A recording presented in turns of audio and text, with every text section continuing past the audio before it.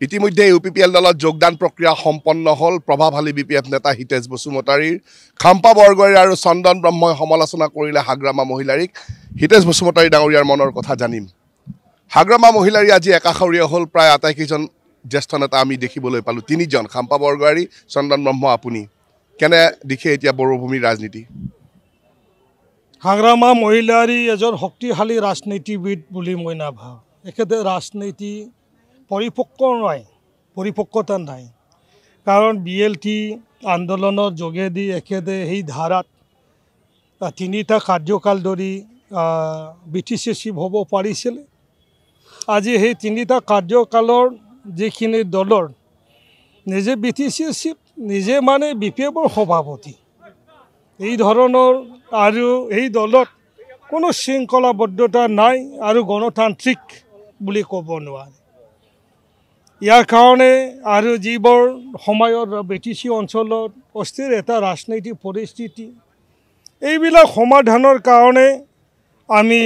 সকলোৱে বিচাৰিছোঁ এই অঞ্চলত এটা সুস্থিৰ ৰাজনৈতিক পৰিস্থিতি আহক শান্তি স্থাপন হওক তেতিয়াহে এই অঞ্চলৰ উন্নয়নৰ কাম কাজ কৰিবলৈ সম্ভৱ এফালে বিজেপি আগবাঢ়িছে সমানে বিটিআৰত আমি যি লক্ষ্য কৰিছোঁ আৰু প্ৰমোদ বড়োৰ হাত শক্তিশালী কৰাৰ বাবে আপোনালোক কেনেকুৱা দৃশ্য দেখিবলৈ পোৱা যাব নিৰ্বাচন সমাগত প্ৰমোদ বড়ো ইউপিপিএল লগত আৰু বিজেপিৰ লগত বৰ্তমান অসমত মিত্ৰ চৰকাৰ আছে দিল্লীতো আছে আৰু বিটিচিটো মানে মিত্ৰজোঁটৰ চৰকাৰ আছে আৰু পৰৱৰ্তী সময়তো থাকিব এইটো কথা ইয়াৰ কাৰণে আজি ইয়াত এই ক্ষেত্ৰত আৰু অধিক শক্তিশালী হ'ব আৰু নিশ্চিতভাৱে এই গঠবন্ধন যি কোৱালিশ্যন ইয়াত চলি থকাৰ আগতে বিটিচিৰ নিৰ্বাচন আহিব নিশ্চয় দুয়ো দলৰ মাজত বা এজিপি বিজেপি ইউপিপিএল এই মিত্ৰতা অটুট থাকিব আৰু সেই অঞ্চলৰ মানে যৌথ চৰকাৰৰ যিটো কাম কাজ আৰু বেছিকৈ মানে উন্নতিৰ পিনে আগুৱাই নিব আৰু কোন কোন বিপিএফ নেতা ইউপিপিএল অহাৰ সম্ভাৱনা আছে আমি অকল খাম্পা বৰগয়াৰী আৰু ময়ে নহয় তেনেকুৱা বহুতো বিপিএফ দলত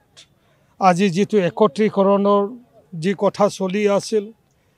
100% ক'লেও ভুল নহয় হাগ্ৰামাক বাদে সকলো বিপিএফে এই একত্ৰীকৰণটো বিচাৰিছিল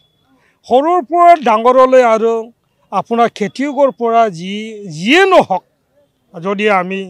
ৰাজ্যক সোধা যায় তেতিয়া সকলোৱে ক'ব যে একত্ৰী হোৱাটো সকলোৱে সমৰ্থন কৰে এই ক্ষেত্ৰত কেৱল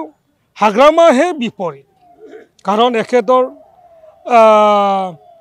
চিপ সদায়ে মানে চিপ আসনটো পাব লাগে এখেতে আশংকা কৰিছে যদি একত্ৰীকৰণ হয় যেনিবা মোৰ মানে শিৱৰ আসনকণে গুচি যায় এই ধৰণৰ এটা আশংকাত আজিলৈকে সেইটো কেতিয়াও একত্ৰীকৰণৰ যিবিলাক কথা হৈছিলে সফল হ'ব পৰা নাই একমাত্ৰ হাগ্ৰামাৰ কাৰণে ধন্যবাদ জনাইছোঁ একেলগে আছে বিটিআৰৰ এগৰাকী প্ৰভাৱশালী নেতা শব্দ ৰাভা কেনে পৰিৱৰ্তন আজি সকলো আহিলে কি দেখিছে কেনেদৰে আগুৱাব আজিৰ এই দিনটো এটা ঐতিহাসিক দিন আৰু এই ঐতিহাসিক মুহূৰ্তৰ মই সাক্ষী হ'ব পৰা মই নিজে বহুত আনন্দিত আৰু হিতেশ বসুমতাৰী আপোনালোকে সকলোৱে জানে এজন শক্তিশালী নেতা বিটিআৰ অঞ্চলৰ আৰু বিটিআৰ অঞ্চলৰ আৰম্ভণিৰ পৰা মানে বিটিচি গঠনৰ আৰম্ভণিৰ পৰা তেওঁ বহুত শক্তিশালীভাৱে এই অঞ্চলটোক নেতৃত্ব দিছে আজি আমাৰ দলত এই শক্তিৰ যিটো আধাৰ এটা নতুন সংযোজন হ'ল আৰু মই ভাবোঁ তেখেতৰ আমাৰ দলত যোগদানৰ পিছৰে পৰা আমাৰ দল অধিক শক্তিশালী হ'ব আৰু এই অঞ্চলটো যিহেতু এটা আমি স্থায়ী শান্তিৰ কাৰণে লাগি আছোঁ এই স্থায়ী শান্তিৰ যিটো যাত্ৰা এইটো আৰু বেছি সমৃদ্ধ হ'ব এইখিনিয়ে মই আশা ৰাখিছোঁ নিশ্চয়কৈ বড়ো ৰাজনীতিত আজিৰে পৰা যেন এক নতুন দিগন্তৰ সূচনা হ'ব কাৰণ বিপিএফ আৰু ইউপিপিএল সমগ্ৰ বড়ো জাতি একত্ৰীকৰণৰ যি প্ৰক্ৰিয়া থকা বুলি কৈছে একেই মন্তব্য কৰিছে খাম্পা বৰগয়াৰীয়ে আৰু হাগ্ৰামা মহিলাৰীক একাষৰীয়া কৰি সকলো নেতা এতিয়া ওলাই আহিছে কি পৰিৱেশ হয় কোন কাৰ লগত থাকে সেয়া সময়ত দেখিবলৈ পোৱা যাব কিন্তু হিতেশ বসুমতাৰীৰ দৰে এগৰাকী জ্যেষ্ঠ নেতাৰ বিপিএফ ত্যাগ যে দলটোৰ বাবে অন্যতম ক্ষতিকাৰক সেয়া কিন্তু নিশ্চিত কেমেৰা পাৰ্চন অপূৰ্বৰ সৈতে মই ৰাণা ডেকা NKTV+